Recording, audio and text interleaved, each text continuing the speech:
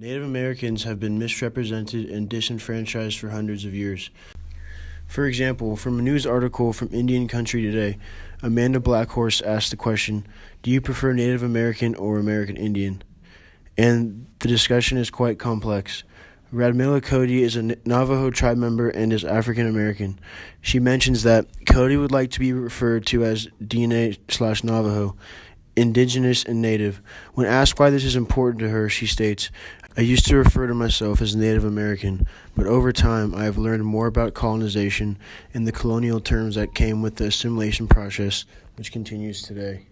Another individual named Bobby Wilson is Sisseton, Wahpeton, Dakota, and is most famous for being a member of the five-piece comedy troupe, the 1491s.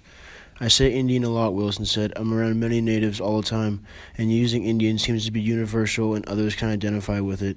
Bobby also said he understands the confliction Native people have with the terms Indian and Native American. But as he states, "When I say Indian, it doesn't take anything away from me. For some people it may. I'm comfortable with myself and with it." Terminology can be tricky. Here's some do's and don'ts explained by Tristan Atone. It's called the 4Ds. This is rule called 4Ds. And I didn't come up with this one. A gentleman named Duncan McHugh out of Canada did. And I'll share some of his information later. The 4Ds are how Indians make television and news. And that's drumming, dancing, drinking, or dying. If you are drumming or dancing, it's a great way to get into a story. Never mind what the dance or the song or anything is, but it's a great way to get into your story if you have some Indian music and some flutes, as you heard on the last one. If they're drunk, even better, because we always like a drunk Indian story. And the other one is dying, which is really the most pervasive one that I'm seeing today, is that tribes are dying, languages are dying, cultures are dying. If it's not dying, then it's not news for some reason. You'll even see, I can't remember the name of the photographer who's been traveling the world doing photos of tribes called Before They Pass Away or something like that. And it's this very, very common theme that you see in all sort of coverage, is that you've got these 4Ds that people really like to hit a lot. And that's a really good way to get on television if you're a native person and you can fit into one of those. There are a number of tropes, and there are a number of ways that people kind of get into native coverage, and you see it a lot when you just kind of thumb through. Another trope that you're always kind of looking at and seeing in stories are the victim. Always the victims of history, the victims of colonization, the victims of whatever. We play really great victims. The Crying Indian knows. You always want to play the victim there for your reporters that come. And reporters are really good at kind of painting that image, the victims.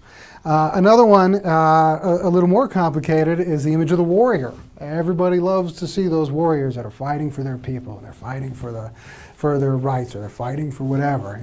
There are people out there that are legitimate activists that do what they need to do. There are also people that know that you, as reporters that have never reported in Indian country, don't know the difference, so they play that up. Like, it's very, very easy for Native organizations to take advantage of reporters because they know that you don't know what a warrior is or isn't, but it looks really good, and you're pretty sure that he's walking between two worlds, and that makes him a really interesting character, so we need to talk to that guy and play up how he's a warrior for his people. So this is a very, very common one that you see. Another one that you see quite a lot are the folks that are involved in ceremony and the religious stuff. I mean, there's this whole New Age kind of a thing where everybody is really interested in Native religion and Native ceremonies and stuff like that. Jenna Monet also has some very good advice when referencing Native Americans appropriately in the media. I went and emailed that reporter and I said, change Native American and activist immediately.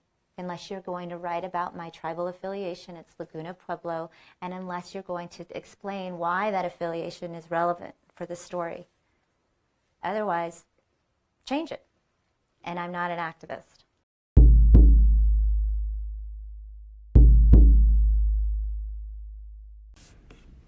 In order to overcome our past mistakes with the Native American culture, we must change the false conceptions on the culture.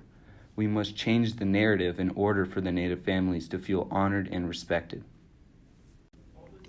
Achieving this narrative will require Natives and non-Natives to work in harmony to tear down these false narratives. This movement of movements aims to lead to effective change and a more equal society for Native Americans. Our first focus should be changing this false narrative of Native Americans. We do this through examining the expertise of hundreds of individual Native people. Through their voices, we can shift the narrative, remove bias and barriers, and achieve a vision. According to Reclaiming Native Truth, narrative change happens through a wide variety of actions, experiences, and settings that combine to shift the dominant story people receive, internalize, and act on, consciously and unconsciously. For Native peoples, the new narrative respects and inspires, creates hope in action, and leads to transformative change. For non-Native allies, it bursts stereotypes, advances truth, and increases the visibility, contributions, and power of Native peoples, while extending an invitation to collaborate on change. In order to achieve real, lasting, and impactful narrative change, it'll require Native American people and organizations, and non-Native people and organizations alike, to work in tandem to dismantle this current narrative.